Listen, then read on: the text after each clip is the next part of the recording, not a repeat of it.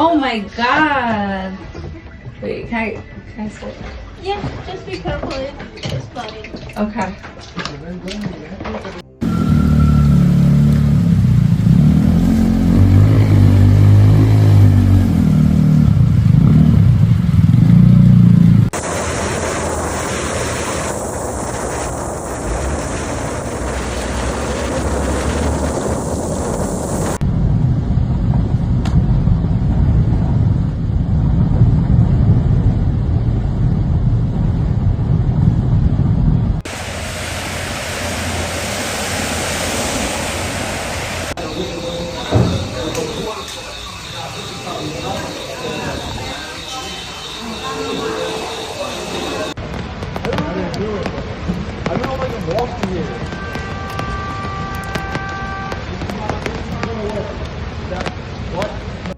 Yulia, you just don't understand what's happening here. You just don't understand what's happening here. Смотри, Papa. We're stuck, we're flooded, my car is flooded. Within 30 minutes, look what happened here.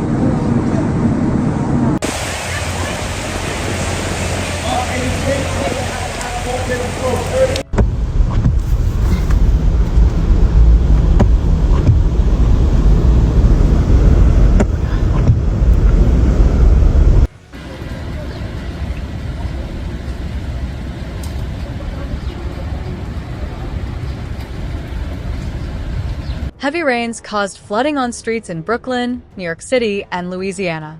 The persistent rain flooded New York City streets and affected the afternoon and evening commute. A flash flood warning is currently in effect for New York City, parts of Nassau County, and parts of Westchester County. A coastal flood warning is also in effect for much of Long Island and parts of Connecticut. The National Weather Service reported that 1.80 inches of rain fell in Central Park today, breaking the previous rainfall record set in 1917. The heavy rain and thunderstorms will come in a little later, along with the potential for coastal flooding, said Mike Woods of Fox 5 New York. Not only will there be coastal flooding, but there will also be street flooding there, especially in the afternoon and evening during the commute. Street flooding in Brooklyn has been reported. Video of Farragut Road in East Flatbush shows cars struggling to navigate the storm. New York City Councilwoman Susan Zhuang posted on X that rapid response units were being deployed to 57th Street and 8th Avenue in response to flooding. The flooding in the area is expected to continue as a slow-moving weather system moves across the northeastern United States. Meteorologists warn that areas with poor drainage will experience more severe flooding, especially densely populated areas and areas with aging sewer systems. In Brooklyn, neighborhoods like Williamsburg, Bushwick, and Sunset Park reportedly experienced knee-deep water in some spots. Small vehicles became stranded, while some drivers were forced to abandon their cars and seek higher ground. Residents were seen helping each other push stranded vehicles, while firefighters and police directed traffic at major intersections. Meanwhile, the New York subway system was also significantly impacted. Certain train lines reported delays and even temporary shutdowns due to water entering stations and tunnels. Videos circulating on social media showed water gushing down station stairwells, resembling small waterfalls, blocking passenger access. The Metropolitan Transportation Authority, MTA, urged residents to postpone non-essential travel and use alternative transportation when possible. We are working around the clock to keep service running, but safety is our top priority, an MTA spokesperson said in an official statement.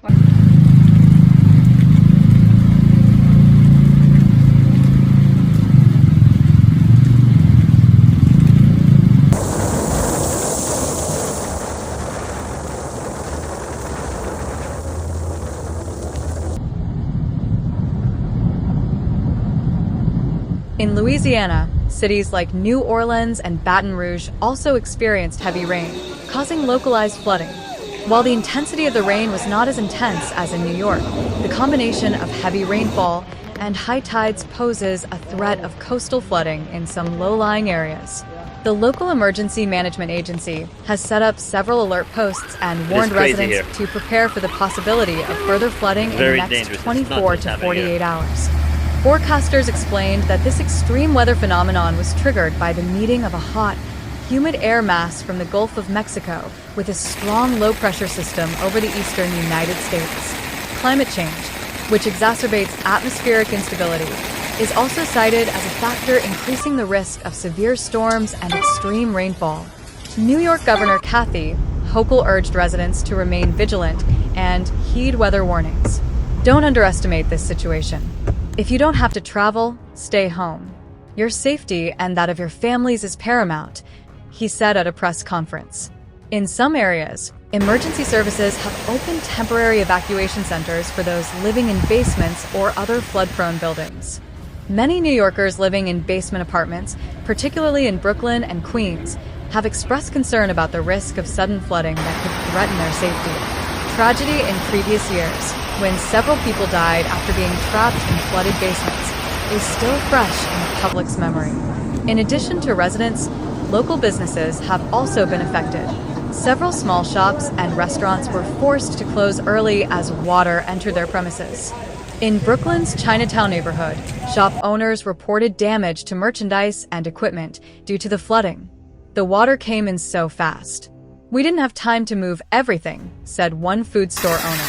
Meanwhile, schools in affected areas were asked to prepare for the possibility of distance learning if conditions did not improve. Several school districts reported leaking roofs and flooded facilities, requiring safety inspections before students could return. On social media, residents shared photos and videos of the flooding, sharing information on safe routes and current conditions in their neighborhoods. Hashtags such as #NYCFlooding and #BrooklynFlood were trending, demonstrating the high level of public concern.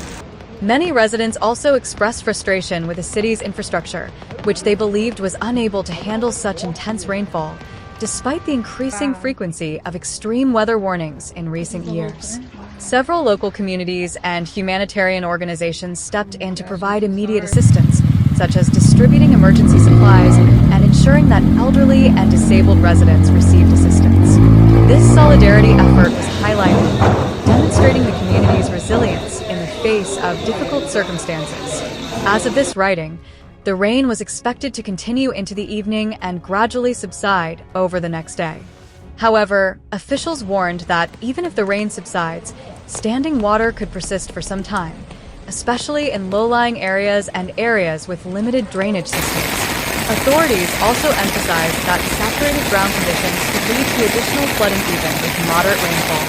Residents are urged not to attempt to drive through floodwaters, avoid areas near rivers and waterways, and immediately contact emergency services if they observe any danger. With reports of minor infrastructure damage, such as cracked roads and toppled power lines due to soil erosion, structural inspection teams have been deployed to various locations.